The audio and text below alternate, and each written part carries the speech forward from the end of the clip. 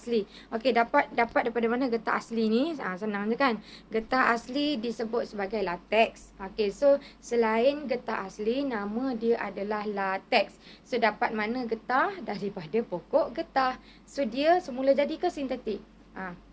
Semula jadilah sebab dapat daripada pokok. So dia dapat apabila dia ditoreh. Senangnya ni. Susu getah asli diproses menjadi getah asli. Polimer semula jadi ini banyak menyumbang kepada peningkatan ekonomi negara. So antara ciri dia adalah kenyal, lembut, tidak tahan haba, penebat elektrik yang baik serta dia tidak telap udara. Okey, so kita ada tindakan asid dan alkali. So yang ni lah. Dalam bab ni, yang ni yang penting lah. Okey, selain polimer monomer tadi, so kamu kena tahu apa kesan dia kalau sekiranya kita tambah asid dan alkali kepada lateks ataupun kepada getah asli. Okey, so siapa yang selalu pergi ikut mak dia toreh getah ke, okey dia tahulah. Okey. Di dalam lateks terdapat molekul-molekul getah rantai diselaputi oleh satu lapisan membran protein. So terdapat cas-cas negatif yang mengelilingi permukaan luar membran tersebut. Apa maksud dia dekat sini? Maksud dia dekat sini, contoh kita ada satu molekul getah.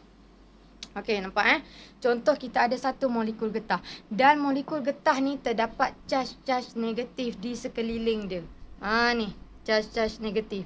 So, itu maksud dia. Cas negatif nampak? So terdapat cas negatif mengelilingi permukaan membran tersebut. So ini adalah lateks. Okey. So ini adalah lateks. Okey, kita tengok pula next. Hal ini menyebabkan molekul getah menolak antara satu sama lain. Okey. Maka lateks akan kekal wujud sebagai cecair. Maksud dia macam ni.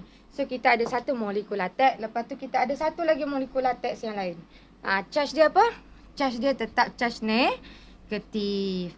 Okey, negatif dengan negatif boleh tertarik antara satu sama lain? Tidak boleh. Maka dia akan menolak antara satu sama lain sebab dia charge yang sama kan.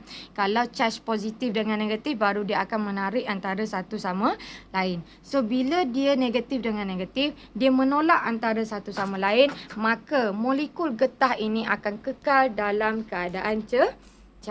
Okey. So next, tindakan asid dan alkali terhadap lateks.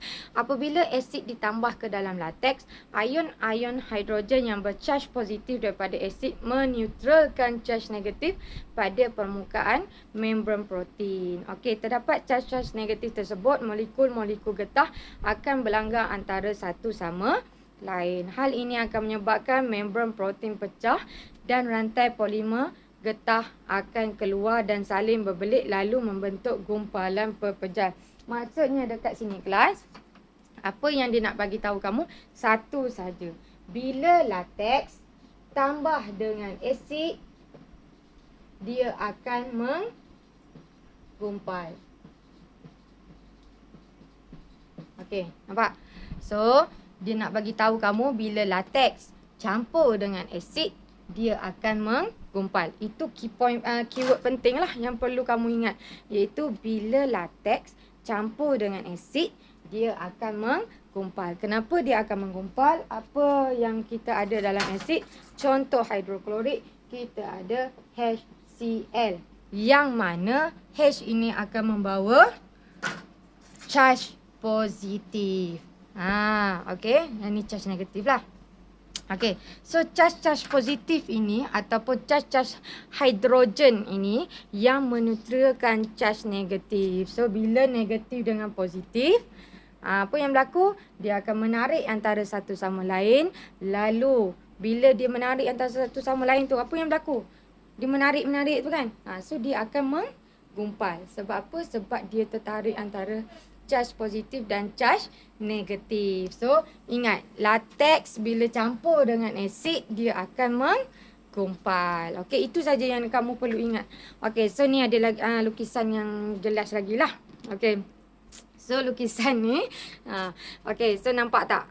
Dekat membran-membran dia charge negatif. Okey, lepas tu kita letak dalam cecair asid. Bila cecair asid dalam larutan asid, sama je lah. Okey, so bila kita letak dalam larutan asid, kita ada H+. Nampak ni H+. So bila ada H+, positif dengan negatif. Nampak tak? Charge positif daripada asid, okey, zarah getah yang dineutralkan. Positif dengan negatif. So dia akan tertarik satu sama lain, maka latex akan menggumpal. Okey.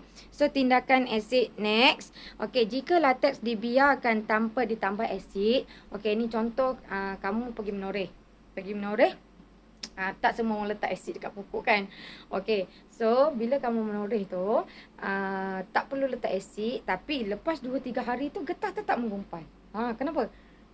Sebab apa? Sebab dalam larutan tersebut, bukan dalam larutan lah. Dalam tu dia ada bakteria.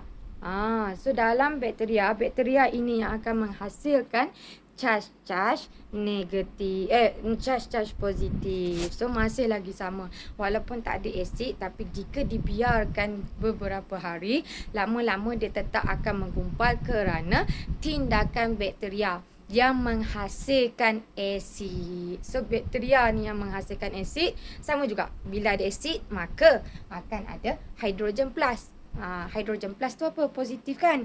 Okey, so bila ada charge positif, maka molekul-molekul getah akan menarik antara satu sama lain dan dia akan menggumpal. Okey, so ion hidroksida. Hidroksida tu merujuk kepada H lah, akan meneutralkan ion-ion hidrogen. Hidrogen tu lah, ion hidrogen H+. Ni. Tu hidroksida tu ion-ion dia. Okey, lepas tu dia kata tanpa asid, charge negatif kekal pada membran protein dan tetap menolak antara satu sama lain tetapi tidak berlanggar. Maka molekul getah akan kekal dalam keadaan cair. Yang ni dia kata kalau tak ada asid lah. So kalau tak ada asid, getah akan kekal dalam bentuk cair. Tapi kalau ada asid, dia akan menggumpal. Tak ada asid pun menggumpal. Sebab apa? Sebab dekat pokok tu ada bakteria. So bakteria tu tetap juga menghasilkan asid. So macam mana cara kita kalau kita nak kekalkan getah tersebut dalam keadaan cair? Barulah kita akan pergi kepada tindakan alkali. Maksudnya dekat sini kelas, kalau latex, kalau latex tambah dengan alkali, maka dia akan kekal dalam keadaan cair ataupun tidak menggumpal.